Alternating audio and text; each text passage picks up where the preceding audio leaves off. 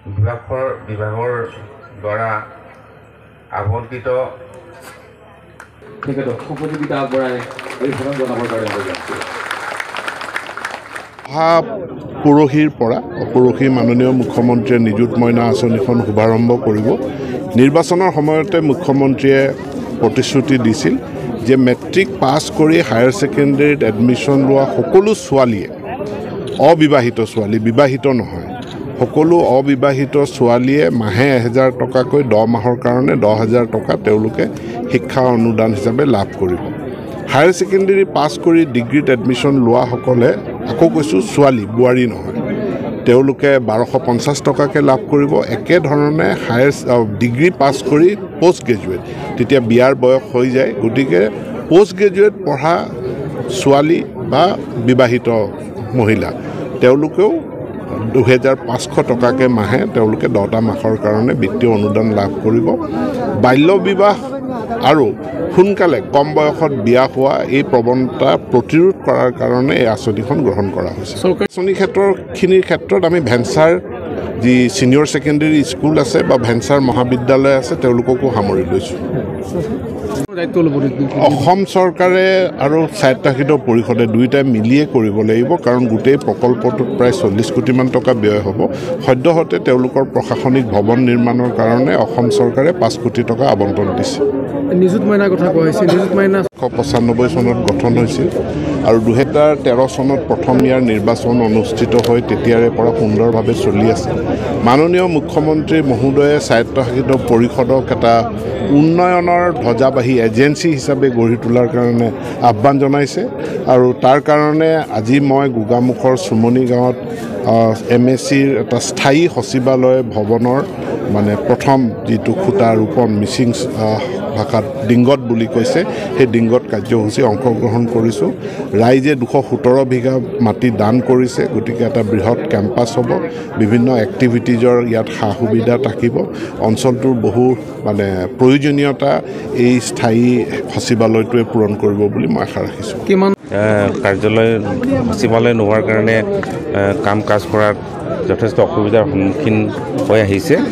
গতিকে আজি আমি চুমনি গাঁৱৰ ৰাইজে আবণ্টন দিয়া বা দান কৰা 217 বিঘা ভূমিত আমি মিচিং স্বায়ত্তশাসিত পৰিষদৰ স্থায়ী সচিবালয় নিৰ্মাণ কৰাৰ আমি টুৰিং ডিংগত অনুষ্ঠান আমি আৰম্ভ কৰিছোঁ।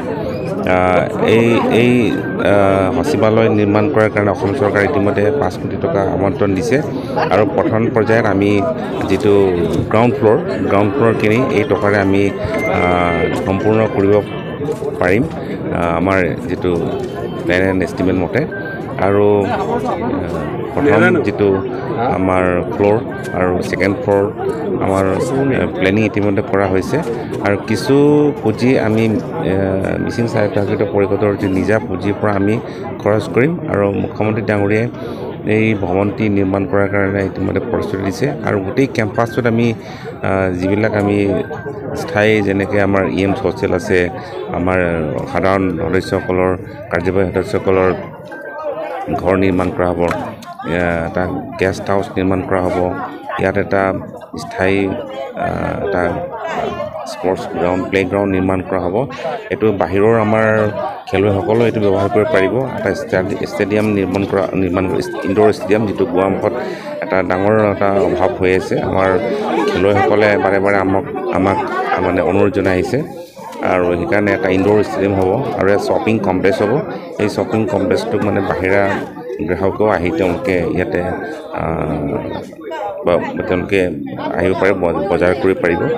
আৰু লগতে আমি এটা ছুইমিং পুলো ইয়াতে নিৰ্মাণ কৰাৰ সিদ্ধান্ত লৈছোঁ আৰু এটা পাৰ্ক থাকিব আৰু এটা গেষ্ট হাউচ থাকিব, এটা সুন্দৰ এটা স্পৰ্টছ গ্ৰাউণ্ড থাকিব, যিটো গোৱামুখত অভাৱ পৰিলক্ষিত হোৱা গৈছে। ইয়াত যথেষ্ট খেলুৱৈ ইতিমধ্যে ৰাষ্ট্ৰীয় পৰ্যায়ত সুনাম অৰ্জন কৰিছে, তেওঁলোকৰ সুবিধাৰ্থে এটা স্পৰ্টছ কমপ্লেক্স নিৰ্মাণ কৰা হ'ব।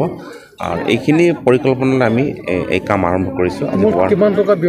এইটো আমি ইতিমধ্যে 90 কোটি টকাৰ আমি এটা প্ৰাক্কলন আমি তৈয়াৰ কৰিছোঁ, কিন্তু ইয়াতকৈ অধিক পুঁজি প্ৰয়োজন হ'ব। এইটো আমি প্ৰায় 5 বছৰ আগতে দিছিলোঁ। এতিয়া যথেষ্ট ইয়াত পৰিৱৰ্তন হ'বলৈ আমি 150 কোটি 150 পৰা 200 কোটিৰ এই প্ৰজেক্টটোতো আমি এই বছৰৰ ভিতৰতে আমি সম্পূৰ্ণ কৰিম বুলি, কাৰণ পুঁজিৰ ইয়াত অসুবিধা নাই, পুঁজি ইতিমধ্যে চৰকাৰে ৰিলিজ কৰি দিছে, গতিকে আমি এই বছৰৰ ভিতৰতে আমি গ্ৰাউণ্ড ফ্ল'ৰটো সম্পূৰ্ণ কৰিব পাৰিম বুলি আমি আশা ৰাখিছোঁ। আমাৰ এইটো গুৱাহাটী এটা এজন কণ্ট্ৰেক্টৰ কাম, তেওঁলোকে আমাৰ যিটো মুকলি যিটো আমি ইয়াতে NIT কল কৰিছিলোঁ, আমি সেইমতে তেওঁলোকে আমন্ত্ৰণ লাভ কৰিছে।